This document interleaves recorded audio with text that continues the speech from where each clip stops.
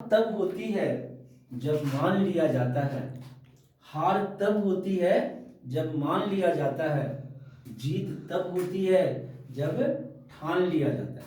बेटा जब तक आप नहीं ठानोगे तब तक आपकी जीत पॉसिबल नहीं है। 90 तो बहुत दूर की बात है, अच्छे नंबर भी लाना मुश्किल होगा जब तक आपके अंदर जिद नहीं होगा कि हमें करना है। जब तक आप ठानोगे नहीं कि हमें ये करना है तब तक आपकी जीत पॉसिबल नहीं है। दैट मीन्स कि बेटा आपको मेहनत करने ही पड़ेंगे। No cry, only try. Cry करने से, रोने से तो किसी के नंबर आते नहीं है। हाँ, ट्राई करना है। जैसा कि आप सभी जानते हो बेटा, मैं प्रभाष सर आप सभी का मोस्ट वेलकम करता हूं अपने YouTube channel math bye Prabhash sir. आज मैं बहुत इंपॉर्टेंट टॉपिक लेके आया हूं आपके लिए, 12th क्लास के लिए, प्रोबेबिलिटी शुड बी कंटिन्यू। और जहां पर बहुत सारे बच्चों के प्रॉब्लम ही प्रॉब्लम होते हैं। हाँ, और वो भी बेस थ्योरम, नाम सुनते ही बस अरे बेस थ्योरम है, पता नहीं क्या है। इसके पीछे एक ही रीजन है बेटा, मैं शुरू से बोलते आ रहा हूं आप लोगों को, है ना।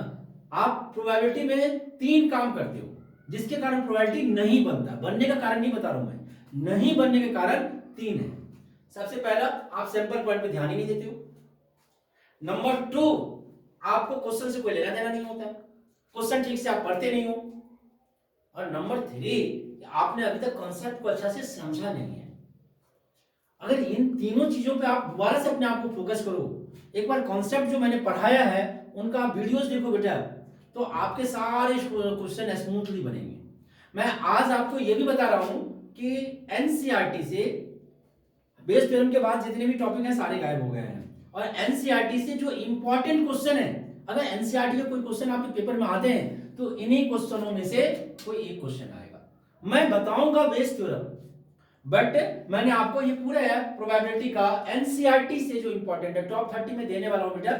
और अगले 1 से 2 क्लास में मैं आपको लोगों को टॉप 30 भी दे दूंगा। अभी मैंने ये बताया कि एनसीईआरटी का ये, और जो प्रॉब्लम है वो एनसीईआरटी में ही बच्चे बोलते हैं कि बेस थ्योरम एनसीईआरटी का भी नहीं बनता है। बहुत सारे बच्चों का ये प्रॉब्लम था, इसीलिए आज मैं एनसीईआरटी के लिए ही लेके आया हूं बेटा बेस थ्योरम। आपसे सवाल नहीं बनता है, आप एक्स्ट्रा दिमाग लगाते हो, बहुत ज्यादा दिमाग लगा देते हो प्रोबेबिलिटी में। अच्छे अच्छे बच्चों के लिए जो प्रॉब्लम है, आप बहुत अच्छे हो, मेहनत भी कर रहे हो, बहुत सब कुछ ठीक ठाक है, बट सवाल आपसे प्रोबेबिलिटी में नहीं बनता है। इसका एक ही रीजन है कि आप एक्स्ट्रा दिमाग लगाते हो। प्रोबेबिलिटी बोलता है कि कुछ भी एक्स्ट्रा मत सोचो, सिंपल दिमाग लगाओ। बिलीव नहीं हो रहा है ना कि आप एक्स्ट्रा दिमाग लगाते हो? मैं अभी आपको प्रूव करके दिखाता हूं कि आप एक्स्ट्रा दिमाग लगाते हो। चलो मैं एक क्वेश्चन देता हूं आपको, मैं ऐसे ही बोल रहा हूं बेटा, ठीक है। एक टोकरी में 10 आम रखे हुए थे, 2 आम सड़ गए, कितने बचे? 10 मैंगो थे, 2 सड़ गए, कितने बचे? आपके मन में चलना शुरू हो गया होगा, अरे मैथ का क्वेश्चन है, ये है वो है, 8 होगा, 10 होगा, 12 होगा, है, लेकिन आंसर 10 ही है, क्योंकि सड़ गए तो भी तो टोकरी में आम ही है ना, मैंगो ही है ना, सड़ने के बाद वो एप्पल तो बन नहीं जाता। आपने एक्स्ट्रा ट्राई करना शुरू कर दिया था ना। और मैं दिखाता हूं आप एक्स्ट्रा दिमाग कहां कहां लगाते हो। चलो मैंने बोला कि आपके मोबाइल पे जितने डिजिट हैं सबका प्रोडक्ट करोगे तो कितना आंसर आएगा? जल्दी सोचना, मोबाइल में जितने डिजिट हैं सबको मल्टीप्लाई करोगे तो कितना आंसर आएगा? अब दिमाग में घूमना शुरू हो गया, लेकिन आंसर 0 आएगा, क्योंकि 0 भी उसमें एक यूनिट है, और 0 से किसी को भी मल्टीप्लाई करते हैं तो आंसर 0 आता है। बहुत सारे बच्चों के दिमाग में पॉजिटिव आंसर आया होगा, आपने पॉजिटिव सोचा होगा, एकदम सही सोचा होगा, करेक्ट सोचा होगा। और बहुत सारे सोच सकते हो आप सही, बट दिमाग को घुमा रहे हो कि अरे क्वेश्चन ऐसा है, क्या पूछ दिया, क्या बोल रहे। तो पेशेंसली क्वेश्चन को समझना बहुत जरूरी है, स्मूथली। जब तक आप क्वेश्चन समझोगे नहीं, प्रोबेबिलिटी का सवाल बनेगा नहीं। और प्रोबेबिलिटी में बेटा जो इंपॉर्टेंट क्वेश्चन थे बेस थ्योरम के, वो मैंने लिख दिया है 3, 4, 5, 8, 11, 12, मिसलिनियस का 16, 13, 12, मैंने 12, 13 और 16, ये सारे बेस थ्योरम है, बाकी सारे तो एज इट इज है हमारा। मैं आपको टॉप 30 भी दूंगा, बट आज मैं आपको यह दिखाने जा रहा हूं बेटा कि एनसीईआरटी के सवाल आप बेसिकली कैसे बनाओगे बेस थ्योरम का। ओके, तो चलिए बेटा हम लोग स्टार्ट करते हैं अपने फर्स्ट क्वेश्चन से। और 13.3 का है ये, और 13.3 का क्वेश्चन नंबर 3 मैं आपको बताने जा रहा हूं। 13.3 का क्वेश्चन नंबर 3, 13.3 और क्वेश्चन नंबर थर्ड। अब मैं आपको दिखाता हूं कितना इजी क्वेश्चन, आप मेरे साथ सोचना चालू करो, मेरे साथ सोचो, देखो क्वेश्चन कितना इजी होता है। Okay, of a student in a college, it is know that 60% reside in a hostel and 40% are day scholar. That means school में जो स्टूडेंट हैं उनको अगर टोटली पार्ट में डिवाइड करें तो दो पार्ट में आ गया, एक है रिसाइड इन अ हॉस्टल और दूसरा है डे स्कॉलर। तो दैट मीन्स अगर हम पार्टीशन करें तो E1, let E1 is equal to student reside in hostel, okay, और E2 जो है वह students are day scholar, students are day scholar, day scholar, okay, SCHOLAR scholars, okay. That means not residing in a hostel, hostel में नहीं रहता है। Previous result report that 30% of all students who reside in a hostel attain A grade and 20% of, है ना, other जो बोल रहा है हमारा वो बोल रहा है student attend A grade, student attend A grade, और यही चीजें आप लिखते हैं। क्वेश्चन को एकदम आराम से समझो, स्मूथली समझो, तो क्वेश्चन कितना इजी हो जाता है आपका। ऑफ स्टूडेंट इन, जैसे मैं समझ रहा हूं ऐसे कोशिश करो बेटा। Of the students in a college it is know that 60% reside in a hostel, that means probability of E1 is equal to 60%, 60 by 100, and 40% नहीं भी बोलता तो ये 40% ही होता, क्योंकि मैंने आपको बता रखा है कि ये जो पार्टीशन हम करते हैं E1 E2 का वह म्यूचुअली एग्जॉस्टिव इवेंट्स होता है, यानी सारे मिलकर प्रोबेबिलिटी 1 ही होंगे। अगर इनमें से किसी एक की प्रोबेबिलिटी नहीं दे रखी है पेपर में, क्वेश्चन में, तो आप क्या करोगे, जैसे मान लो 3 इवेंट था या 4 बैग है, एक 3 बैग की प्रोबेबिलिटी दिया, चौथे का प्रोबेबिलिटी आपको नहीं दिया, तो 1 में से उन तीनों की प्रोबेबिलिटी माइनस कर दो, चौथे की बैग की प्रोबेबिलिटी आ जाएगी। मैं ऐसा क्वेश्चन टॉप 30 में दे रखा हूं, जो आप लोगों को मिलेगा तो बताऊंगा बेटा। आ स्टूडेंट अटेंड्स ए ग्रेड। अब हमें बोला, क्वेश्चन में ये बोल रहा था कि previous year result report that 30% of all student who reside in a hostel attend, that means probability of A subject to E1, जो स्टूडेंट हॉस्टल में है वह ए ग्रेड ला रहा है, इसका क्या प्रोबेबिलिटी है, ये जरा सोच के देखो बेटा। तो क्वेश्चन में बोल रहा है 30% है, यानी कि 30/100 हो गया। और probability of A subject to E2, मतलब जो डे स्कॉलर है, जो स्कूल में हॉस्टल में नहीं रहता, वह ए ग्रेड लाता है, वह कितना परसेंट दे रखा आपको, 20%। दैट मींस 20% का मतलब 20/100। हमने ये क्यों लिखा है ऐसे, तो ए ग्रेड लाना है, जबकि बोल रहा है कंडीशन कि रिसाइड इन अ हॉस्टल है और दूसरा वाला reside in a day scholar है, ओके।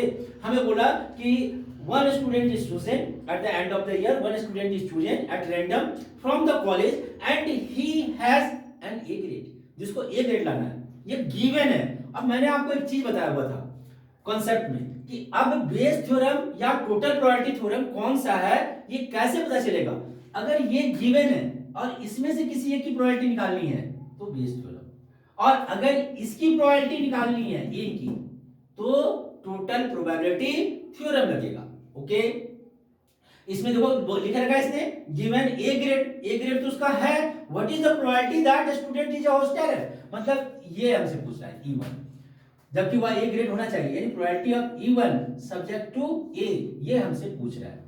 और बेटा अब इसके बाद तो मुझे नहीं लगता कि आपको सवाल समझाने की जरूरत है। दैट मींस आपको पता है कि probability of E1 subject to A formula लिख दोगे बेटा, probability of E1 into probability of A subject to E1 upon में probability of E1 into probability of A subject to E1 plus probability of E2 into A subject to E2।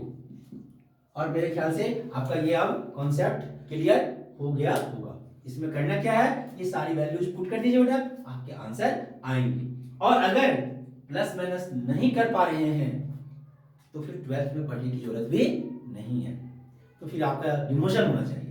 इसके बाद तो value put करेंगे बेटा और 100% आपके answer आएंगे, मुझे पता है। ओके, नाउ हम लोग आगे चलते हैं। और ये जो क्वेश्चन नंबर 4 मैंने लिखा है बेटा, इंटरेस्टेड है, इंपॉर्टेंट है, मोस्ट इंपॉर्टेंट है, इंपॉर्टेंट ही नहीं है, मोस्ट इंपॉर्टेंट है। क्वेश्चन नंबर 4, ठीक है। क्या क्या कहना चाह रहा है क्वेश्चन नंबर 4? चलो, तो क्वेश्चन नंबर 4 बोल रहा है in answering a question on a multiple choice test a student either know answer और गेस। मल्टीपल चॉइस आपके पेपर में आते हैं, या तो आप आंसर जानते हो या आप क्वेश्चन का आंसर क्या करते हो, गैस करते हो, तुक्के मारते हो, लग गया तो सही है, ठीक है। Let 3/4 with the probability that he knows the answer and 1/4 with the probability that he guesses. Assuming that a student who guesses at the answer will be correct with probability 1/4. वह गैस कर रहा है और फिर answer correct हो जा रहा है, मतलब करेक्ट आंसर है गैस करने के बाद, इसकी प्रोबेबिलिटी दे रखा है 1/4. What is the probability that a student knows the answer given that answer is correct? Answer correct है तो वह जानता होगा क्वेश्चन को, knows that इसका क्या प्रोबेबिलिटी है।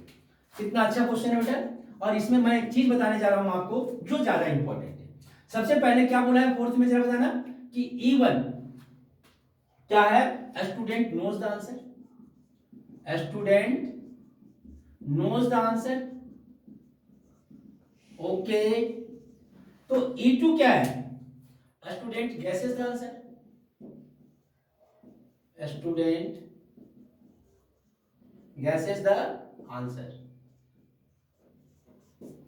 ओके। ए क्या है, answer is correct, answer is correct. अब क्वेश्चन में आपको दिया हुआ क्या, वो पढ़ो, आपको दे रखा probability of even student knows the answer 3/4, मतलब आप ही लोग जैसा स्टूडेंट है पढ़ने वाला, क्योंकि जानने की प्रोबेबिलिटी ज्यादा है, और जानने की प्रोबेबिलिटी आपकी तब होगी जब आप ज्यादा मेहनत करोगे, ज्यादा से ज्यादा ट्राई करोगे। Probability of even, probability of E2 student guesses the answer, और उसका दे रखा है आपको बेटा 1/4, ओके।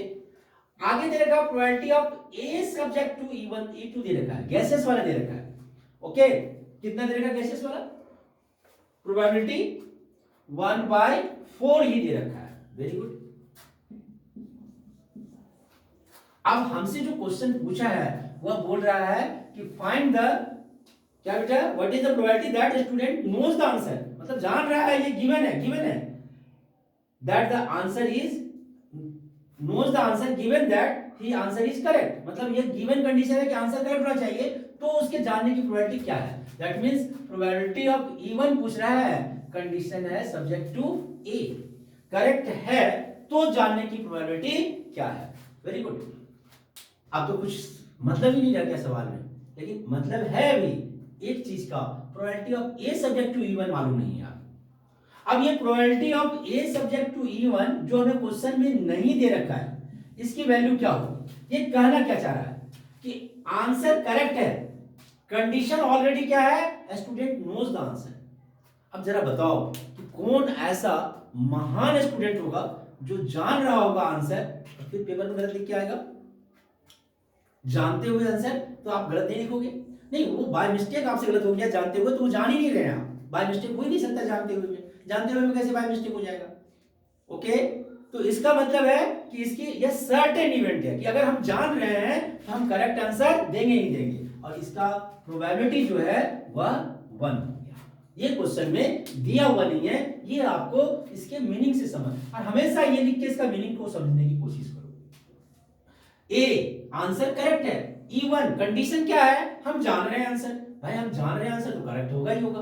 अब प्रोबेबिलिटी हमें किसका पूछा है, किसका, कि हम जान रहे हैं, अब गिवन क्या है कि आंसर करेक्ट होना ही चाहिए, तब हम जान रहे थे इसकी क्या प्रोबेबिलिटी होगी, तो probability of E1 subject to A, अब इसका फार्मूला तो आपको पता ही बेटा, E1 subject to A is equal to probability of E1 into probability of A subject to E1 upon में, और ये अब ऐसा लिख देता हूं, probability of EI into probability of A subject to EI where I is equal to 1 से लेके 2 तक है, ये दो ही इवेंट है ये, भाई एक और लिख देते तो आंसर ही हो जाता, और ये वैल्यू लाके आप इसमें पुट कर दो बेटा, आपके आंसर आ जाएंगे।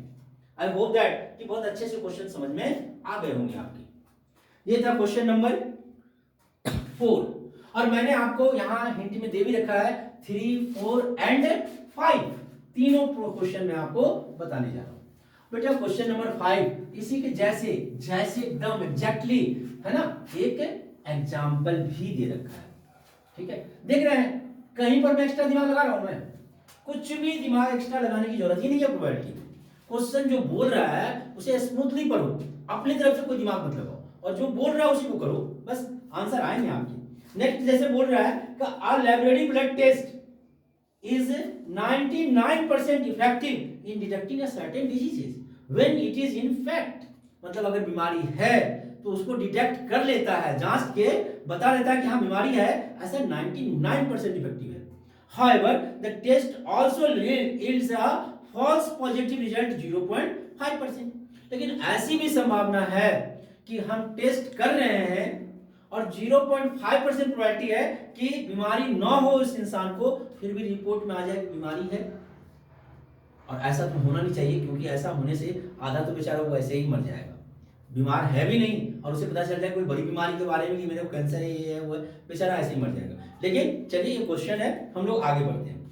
आगे बोल रहा था कि द हेल्थी पर्सन टेस्टेड, एक हेल्थी पर्सन टेस्ट करा रहा है, that is if healthy person is tested then the probability 0.005, उसी बात को बोला है, the test will imply he has the diseases.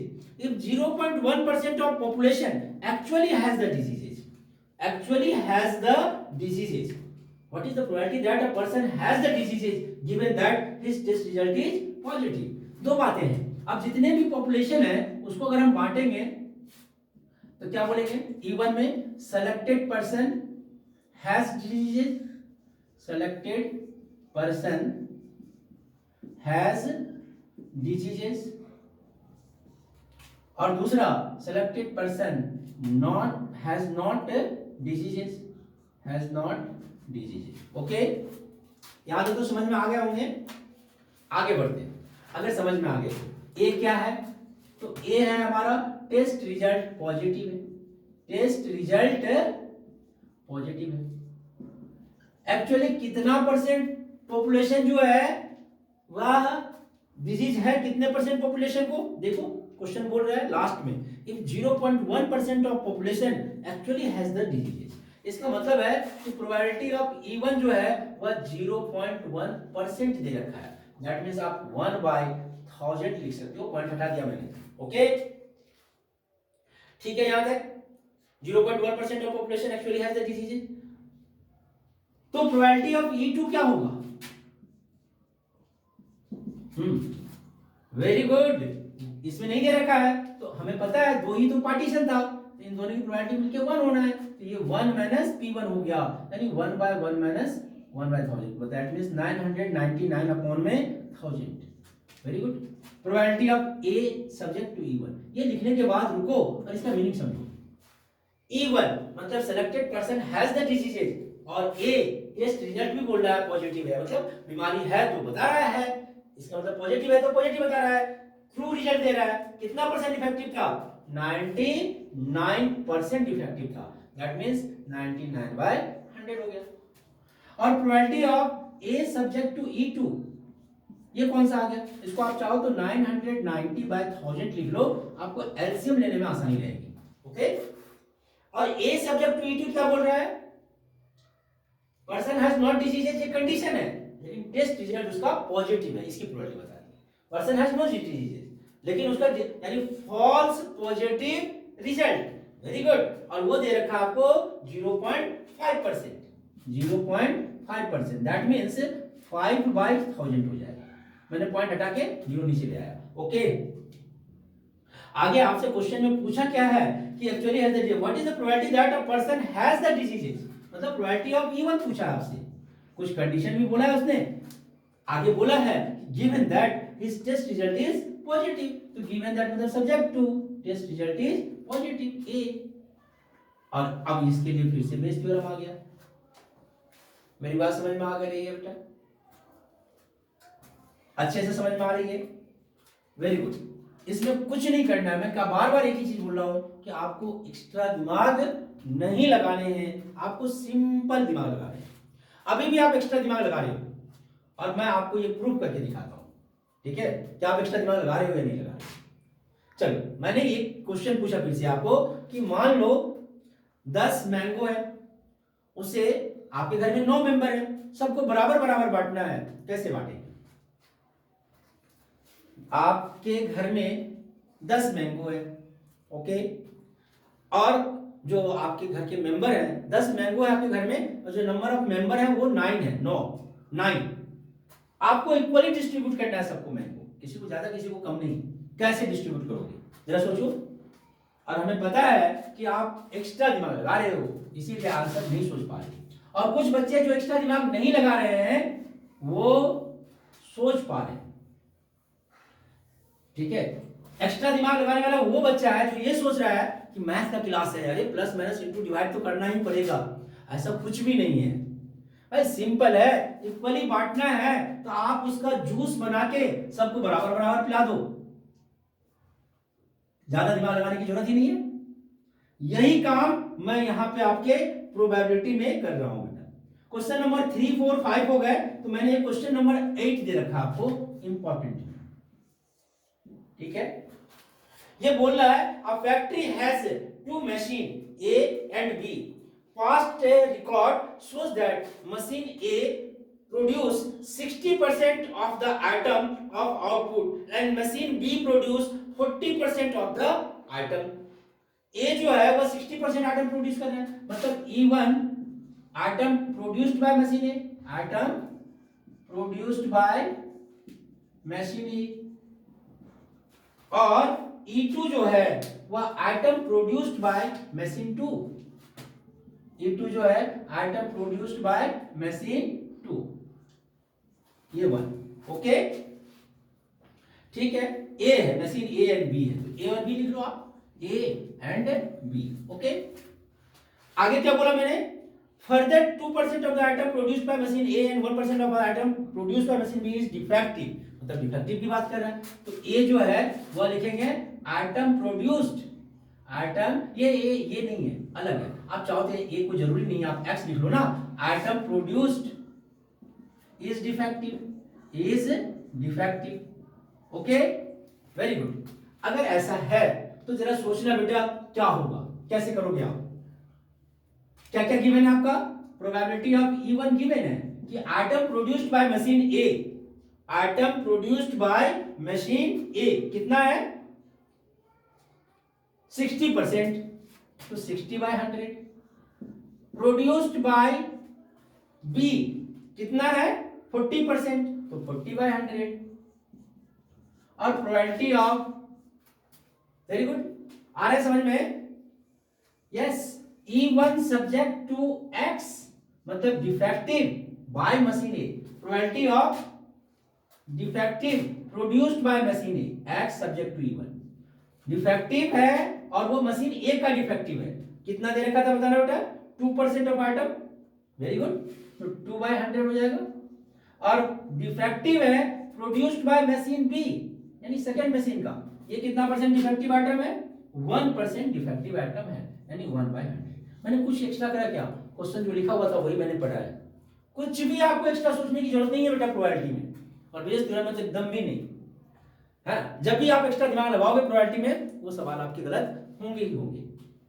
चलो वेरी गुड है। अब मैंने बता दिया था ये कितना होगा, probability of x subject to E2, और इसकी वैल्यू आपको पता है, आप निकालने क्या है, आपको क्या फाइंड करना है, what is the probability that it was produced by machine B, जबकि वो डिफेक्टिव ऑलरेडी है, प्रोड्यूस्ड बाय मशीन बी यानी probability of E2 subject to x आपको फाइंड करना है, और probability of E2 subject to x is equal to, लिखने की जरूरत तो है नहीं, याद हो गया होगा, E2 into a सब x subject to E2 upon में probability of E1 into probability of x subject to E1 plus probability of E2 into probability of x subject to E2।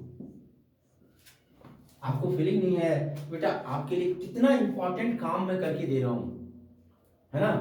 अब इसके बाद तो कुछ नहीं है भाई, ये वैल्यू जो दिख रहा है आपको वो वैल्यू इसमें पुट कर दो और आंसर आपके, यानी मैं आपके टाइम को वेस्ट करने की कोशिश नहीं कर रहा हूं, ठीक है। इसके बाद वैल्यू आप इजीली फाइंड कर लोगे, मुझे आप पे पूरा भरोसा है बेटा कि ये वैल्यू यहाँ पे सिर्फ लाके पुट करेंगे, और उसके बाद प्लस माइनस इंटू डिवाइड है, यहाँ पर में इंटू करना है, यहाँ पर इंटू करके पहले प्लस कर लेना, फिर डिवाइड कर देना है, आंसर आपके आ जाएंगे। और इतना काम तो बेटा आप कर सकते हैं, करते भी हैं, क्योंकि आप टॉपर हैं, 12th क्लास में भी है, वेरी गुड। ठीक है, आगे बढ़ते हैं। और ये था क्वेश्चन नंबर 8। बेटा क्वेश्चन नंबर 11 और 12 ये दोनों ही क्वेश्चन अच्छे हैं, इंपॉर्टेंट है, जिसमें बहुत सारे बच्चों के क्वेश्चन नंबर 12 पे जो डाउट्स है वो आता है निकल के कि सर 12 बता दो। हाँ, ये मैं आपको पिछले 20 साल का एक्सपीरियंस बता रहा हूँ, जो अपने क्लासेस में, कोचिंग क्लासेस में होते थे। बच्चों ज्यादातर क्वेश्चन जो पूछते थे यही क्वेश्चन पूछते हैं। ओके, और बेटा आपको अगर और भी कोई पार्टिकुलर क्वेश्चन पूछना है तो उसके लिए थोड़ा मेहनत तो आपको भी करना पड़ेगा।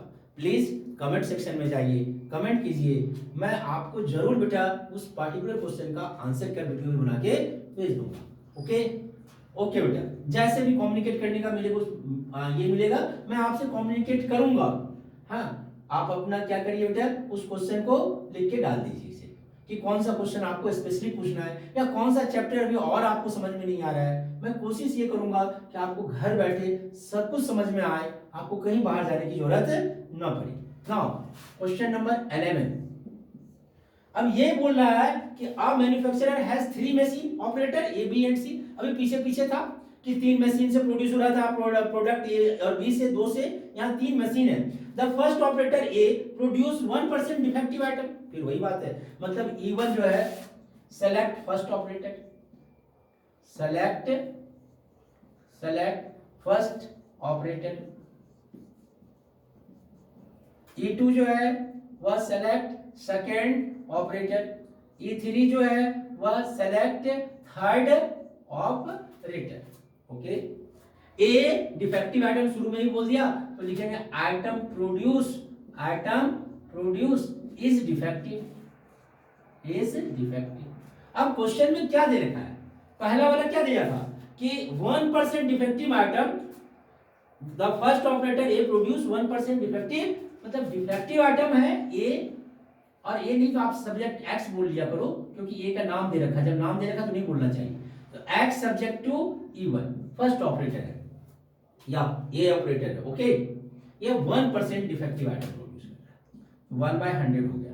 Probability of defective item produced by second operator that means B, तो बोल रहा है whereas the other 2 operator B and C produce 5% and 7% defective item, यानी ये 5% है तो 5/100 और probability of X subject to E3 is equal to 7% है तो 7/100।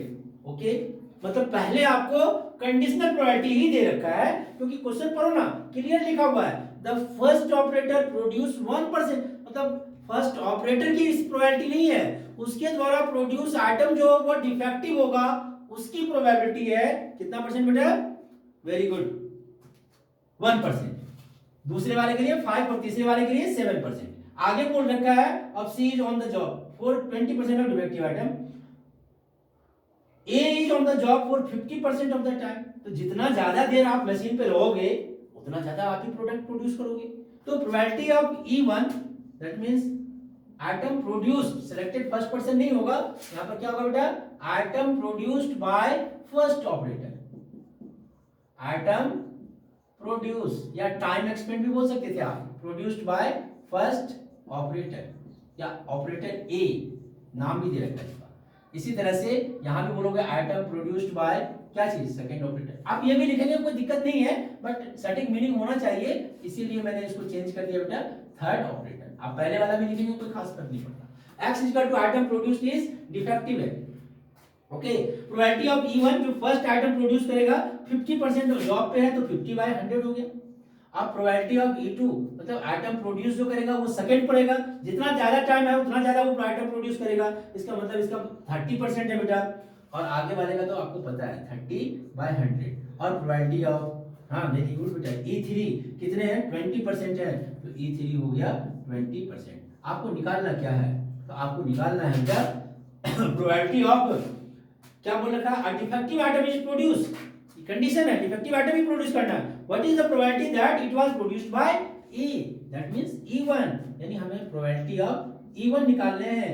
गिवन कंडीशन है कि आइटम डिफेक्टिव होना चाहिए, यानी गिवन कंडीशन है सब्जेक्ट टू x, ये a की जगह पर हमने x कर रखा है। ओके, और अब आपको आगे फार्मूला पता है, वैल्यू पुट करेंगे 1/100 ओके इनटू 50/100 अपॉन में 1/100 into 50/100 plus 5/100 into 30/100 plus 7/100 into 20/100 formula में वैल्यू पुट कर देंगे बेटा, आपके आंसर आ जाएंगे। और पता ही है नीचे में प्रोबेबिलिटी ऑफ क्या होगा, ऊपर में probability of E1 into probability of x subject to E1 upon probability of E1 into probability of x subject to E1 plus probability of E2 into probability of x subject to E2 and plus probability of E3 into probability of x subject to E3।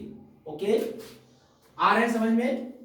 और अगर समझ में आ रहे हैं तो बेटा आज के इस वीडियो का ये लास्ट क्वेश्चन में बता।